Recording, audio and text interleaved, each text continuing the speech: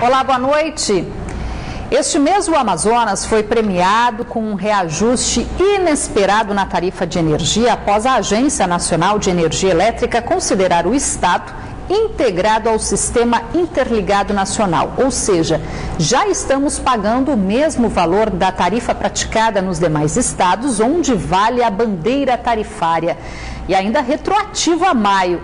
Mas mesmo com esse aumento, as quedas de energia ainda fazem parte da rotina dos consumidores em vários bairros da capital. E olha que recentemente a concessionária Eletrobras Amazonas Energia anunciou que estava trabalhando para que os consumidores não sofressem mais do que 10 quedas de energia por ano. Na casa de Dona Ana Maria, vela não pode faltar. Isso porque, segundo ela, a falta de energia é constante no bairro onde mora. A assistente social apenas compartilha a insatisfação dos moradores do Conjunto Débora, na zona centro-oeste da capital. Por aqui, lâmpadas acesas só mesmo durante a noite. Isso se não faltar luz. Terça-feira foram 3 vezes, foi impossível, um calor violento, tudo desligado e uma escuridão. A gente acende as velas, né? Que é o nosso, vamos dizer assim, a nossa salvação. Mas é um sofrimento. Tem pessoas doentes aqui nessa rua, pessoas de idade que eu conheço, são meus vizinhos e fica nessa situação. E ninguém toma assim uma posição, nos diz a realidade. Os moradores do bairro Dom Pedro não são os únicos a reclamar do serviço. No bairro Cachoeirinha, na zona sul da cidade, também não é difícil encontrar quem afirme enfrentar o mesmo problema. De acordo com esse oficial de justiça, as interrupções no fornecimento de energia elétrica na rua onde mora também se tornaram frequentes. Olha, isso vem ocorrendo há mais de um mês. E as interrupções são constantes, ela demora a ser religada. Não é uma questão de 1 hora, 2, é questão de horas. Teve uma vez que passou mais de 12 horas sem energia. Um absurdo. Aos 82 anos, seu Raimundo usa a lucidez para tratar do assunto. Tomando conta do próprio negócio, ele tenta superar o problema que acaba prejudicando o congelamento dos produtos da taberna. Em casa, o conforto na hora do descanso é incerto. Pela manhã aconteceu, depois voltou, e quando foi à noite de quinta-feira, ela apagou umas 2h30 e voltou 15 para as 5 da manhã. Os equipamentos têm que ficar desligados. Desligado porque não se sabe olhar. 1, 2, 3, desliga. Ainda de acordo com ele, para completar, a lâmpada do poste na frente da mercearia está queimada, o que obriga o comerciante a fechar o mercadinho mais cedo. Mas a taxa de iluminação pública não falta na conta.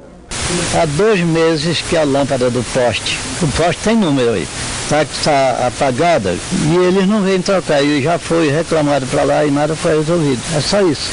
Agora a questão de pagar, se tiver funcionando normal, é claro que nós temos que pagar e achar bom. Porque escuro facilita até para o marginal chegar mais próximo. Após várias reclamações dos moradores, esta manhã, uma equipe da Eletrobras Amazonas Energia esteve na rua Codajás. Sobre o problema no Conjunto Débora, citado na reportagem, por meio de nota, a Eletrobras Distribuição Amazonas informou que, devido às altas temperaturas, foi necessário realizar adequações e melhorias nas subestações Ponta Negra e Redenção. E, com isso, parte da carga de energia elétrica foi transferida para subestações adjacentes, como Flores e Santo Antônio, mas que os serviços já foram concluídos e o fornecimento de energia no local foi normalizado. Com relação ao problema no bairro Cachoeirinha, a concessionária informou que o aumento do consumo de energia devido ao calor provocou um curto-circuito em um dos transformadores que já foi reparado. E com isso, o serviço também já foi normalizado. Só vamos ver até quando, né? Porque, segundo os moradores, nos 2 casos, o problema tem sido recorrente, não é de hoje. A delegacia especializada em roubos e furtos de veículos interceptou esta manhã uma balsa que transportava 2 carros roubados no Porto do Educandos, na zona sul da capital. Segundo a assessoria da Polícia Civil, os carros estavam sem a documentação e seriam levados para ser vendidos no interior do estado. O comandante da balsa foi indiciado por crime de receptação na modalidade de transportar.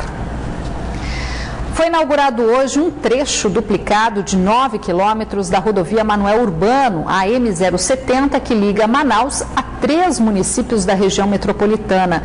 Na ocasião, o governador José Mello disse que na próxima semana vai a Brasília para se encontrar com a presidente Dilma Rousseff e fazer cobranças de benefícios para o estado. Os investimentos são da ordem de 224 milhões de reais. A obra de duplicação da M070, que liga Manaus a Iranduba, Manacapuru e Novo Airão, começou ainda na gestão do ex-governador Omar Aziz, mas teve problemas com licenciamentos. Nesta fase, apenas 9 dos 78 quilômetros da rodovia foram duplicados. O novo pavimento segue padrões internacionais. Até a entrada do município de Iranduba, a rodovia já conta com sinalizações no asfalto e em placas. De acordo com José Mello, agora todos os entraves com relação às licenças estão sanadas. O estado tem dinheiro em caixa e a obra completa deve sair já no próximo verão. Que daqui para frente nós não teremos dificuldades de, ao identificar um sítio arqueológico, a gente possa juntos retirar todo aquele patrimônio histórico e levar para o abrigo da Universidade Federal ou da Universidade Estadual. Então agora eu sinto assim que caminhamos na mesma direção e acho que isso vai ser importante, porque eu quero ao final do próximo verão chegar a Manacapuru com essa estrada já toda pavimentada e duplicada. O prefeito de Iranduba destaca os avanços que a duplicação da rodovia vai trazer para o município. Hoje nós temos aproximadamente 6 mil produtores diretos que produzem alimento e dependem dessa estrada para escoar a sua produção. E como também temos um turismo forte, como a Praia do Açutuba, o Paricatuba, a Cachoeira do Castanho, o Jaunauari, são segmentos que com certeza vai atrair mais pessoas para o município de Iranduba. Durante o discurso, o governador José Mello evitou falar em crise financeira e anunciou mais investimentos para o estado, como a duplicação da rodovia M10 até o município de Rio Preto da Eva e a construção de um porto em Manacapuru.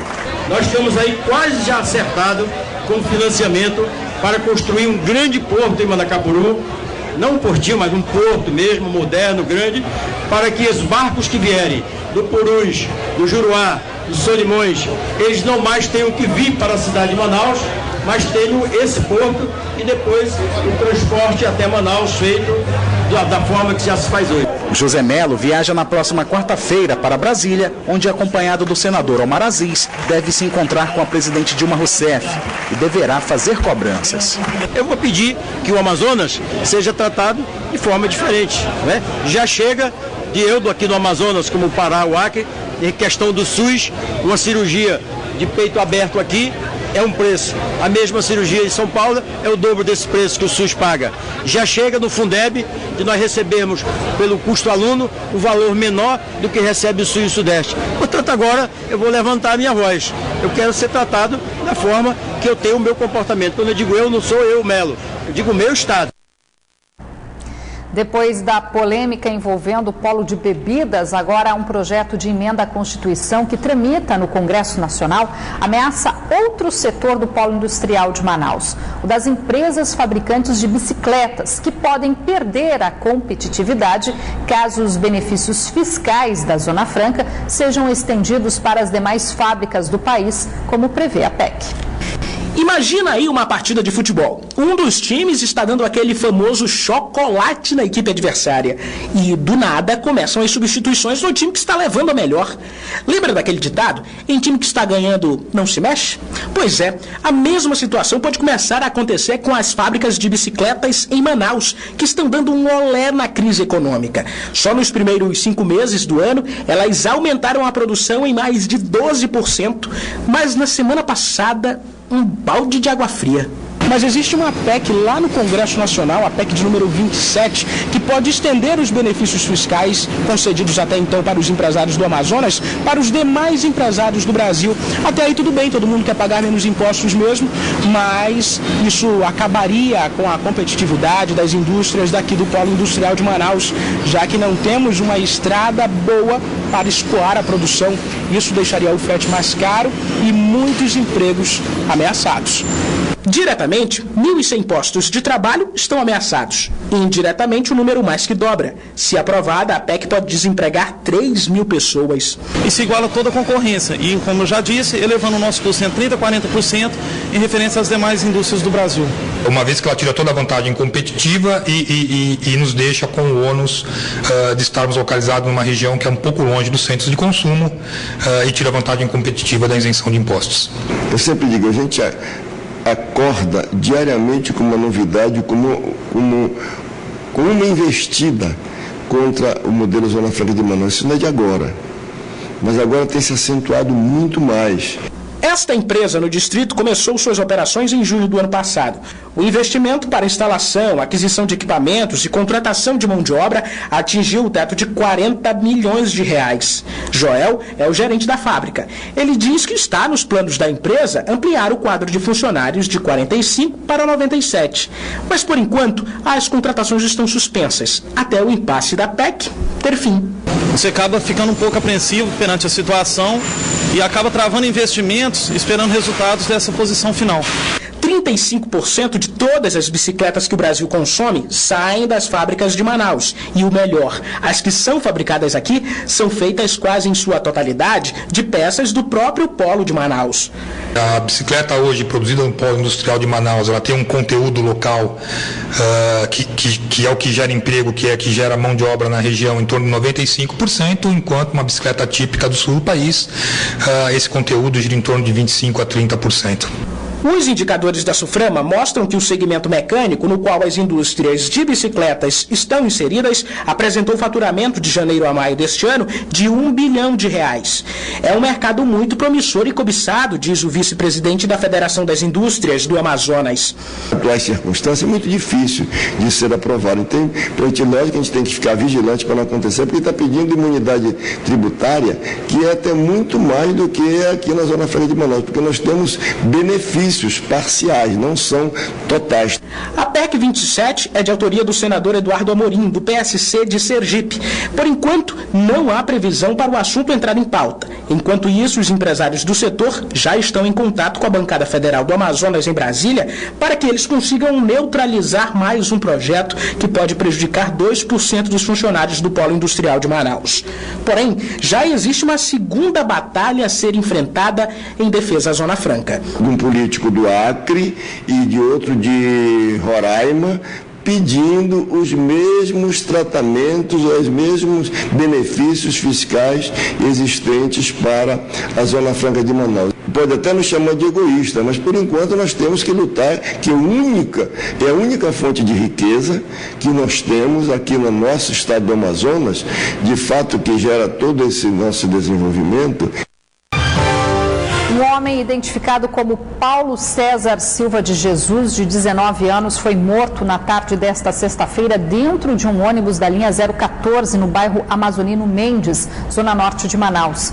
De acordo com a Polícia Militar, o suspeito ainda não identificado entrou no coletivo no Terminal 4 e mais à frente disparou contra a vítima que estava sentada na parte de trás do ônibus com um irmão de 12 anos. Em seguida, o homem desceu do ônibus e entrou em um carro que ajudou na fuga. A delegacia especializada em homicídios e sequestros vai investigar o caso. Motoristas do transporte alternativo que devem ser afetados pela decisão judicial que determina a retirada de 60 veículos das ruas da capital a partir da próxima segunda-feira fizeram um protesto esta manhã em frente à Prefeitura de Manaus. Diante da decisão, a categoria não descarta uma paralisação geral do serviço na próxima semana na Zona Leste. Os micro-ônibus do transporte alternativo tomaram conta de uma faixa da Avenida Brasil em frente à Prefeitura de Manaus, na Zona Oeste. O protesto foi contra uma determinação judicial acatada pela Prefeitura que proíbe a circulação de 60 veículos a partir da próxima segunda-feira. A decisão é referente a um processo licitatório de 2005. Mas o que nós estamos em busca aqui é da benevolência do poder público e do bom senso do poder público, que comunique o juízo que o processo licitatório está sobre a fase final e no período desse processo licitatório vai ser selecionado as 200 pessoas.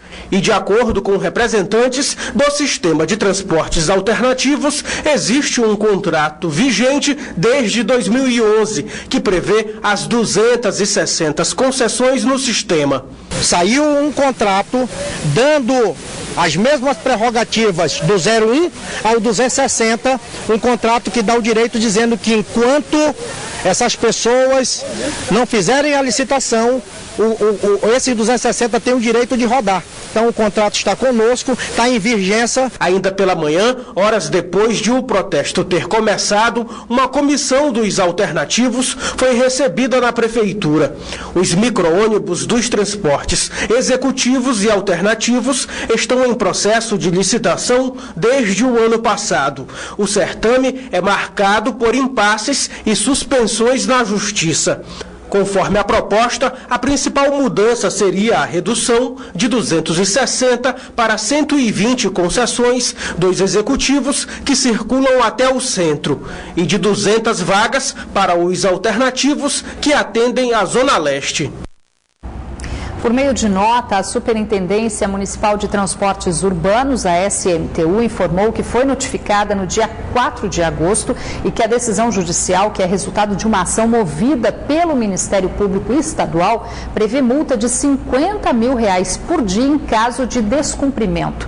Esta manhã, durante o protesto, representantes da categoria foram recebidos pelo superintendente da SMTU, Pedro Carvalho, e também pelo procurador-geral do município, Marcos Cavalcante, que reforçaram aos operadores do serviço que a decisão será cumprida. Ainda de acordo com o superintendente da SMTU, a situação do transporte alternativo será normalizada com a licitação que está em andamento.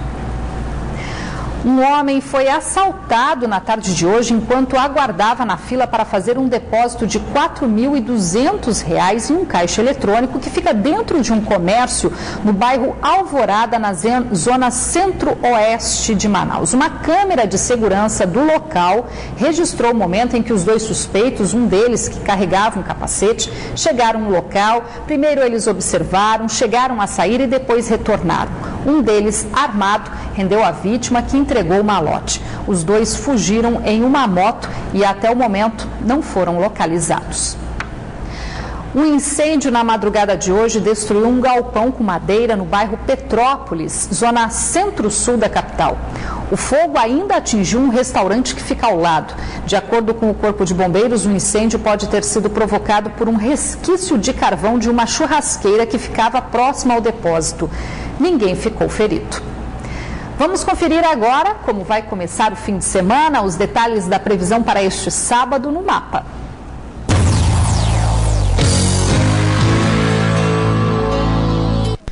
Em Codajás, a previsão é de sol entre nuvens, com chance de chuva fraca. As temperaturas variam entre 27 e 34 graus. Em Maués, o sol aparece com poucas nuvens, mínima de 25 e a máxima pode chegar aos 36 graus. Em Manaus, a previsão para o sábado é de tempo nublado, com possibilidade de pancadas de chuva no decorrer do dia. As temperaturas variam entre 25 e 34 graus. O canoeiro Josias de Oliveira Alves, pai do bebê que teria sido jogado no Rio Negro há uma semana, se entregou esta tarde na delegacia especializada em homicídios e sequestros na capital. Ele chegou na DHS acompanhado de 2 advogados e nesse momento presta depoimento. Segundo o delegado Ivo Martins, que investiga o caso, Josias, que estava com a prisão temporária decretada, sustenta a versão de que a criança foi jogada no rio pela mãe Cleudes Maria Batista de Moraes, de 22 anos, que prestou depoimento na tarde de ontem. Já a mãe da criança denuncia que o crime foi cometido pelo ex-companheiro. Os bombeiros seguem com as buscas ao corpo da criança. Agora o futebol. O Nacional enfrenta neste sábado, na casa do adversário, o Remo do Pará, no jogo de volta pela Série D do Campeonato Brasileiro. E para o Leão da Vila, só a vitória pode garantir a classificação para a próxima fase. A derrota em casa para o Remo do Pará obriga o Nacional a ir a Belém com uma missão de somar 3 pontos na tabela para manter viva a esperança de classificação na Série D do Campeonato Brasileiro. O Leão da Vila está em 4º lugar na tabela, onde apenas os 2 primeiros garantem vaga na próxima fase. Mas os jogadores estão otimistas para conseguir uma vitória no sábado diante do Remo. O time amazonense já está na capital paraense para o confronto, que acontece neste sábado, às 5h30 da tarde, horário Manaus. Para o jogo, o técnico Paulo Morgado deve manter o mesmo time que enfrentou os paraenses em Manaus no último dia 9 de agosto. E ainda falando de esportes, na noite de ontem, os tenistas das 4 equipes participaram da abertura da 2ª edição do torneio Interclubes de Tênis, que vai reunir os melhores atletas da capital até o dia 29 de agosto.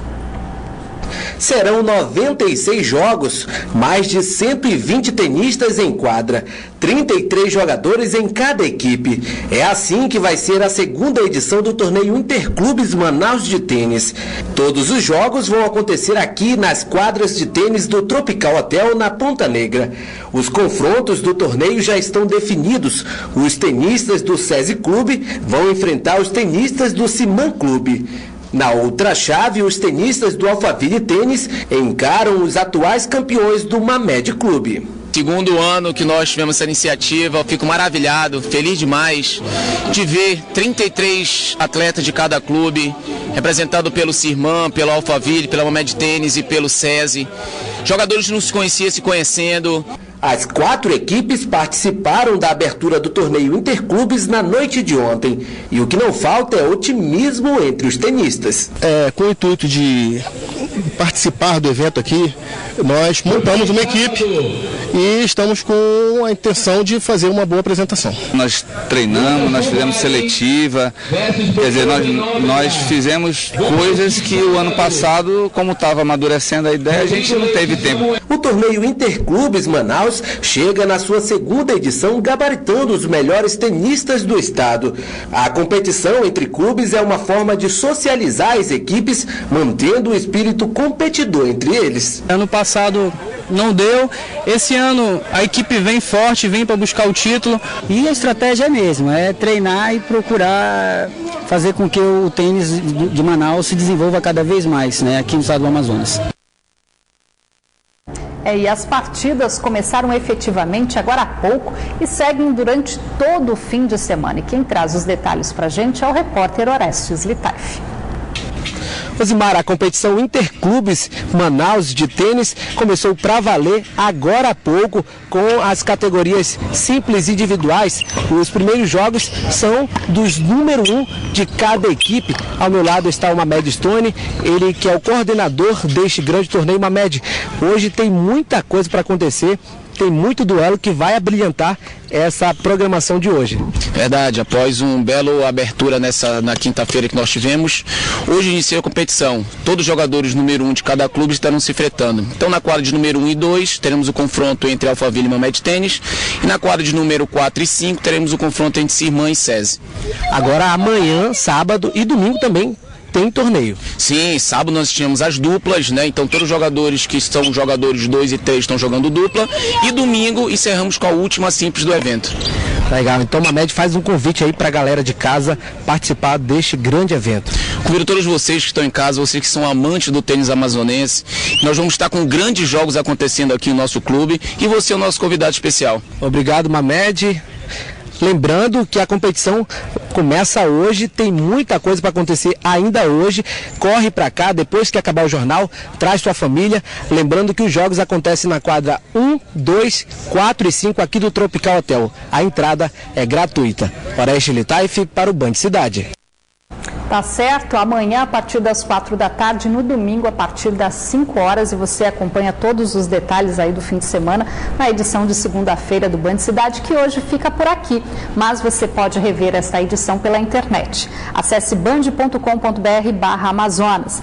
E a Band Amazonas também está nas redes sociais, você pode acompanhar a nossa programação pelo Facebook e pelo Twitter. Amanhã tem Band Cidade Entrevista, que recebe o deputado estadual Sinésio Campos, que também é o presidente do Parlamento Amazônico. O programa vai ao ar 6:50 da noite. Fique agora com as notícias do Brasil e do mundo no Jornal da Band. Obrigada pela sua companhia, uma boa noite.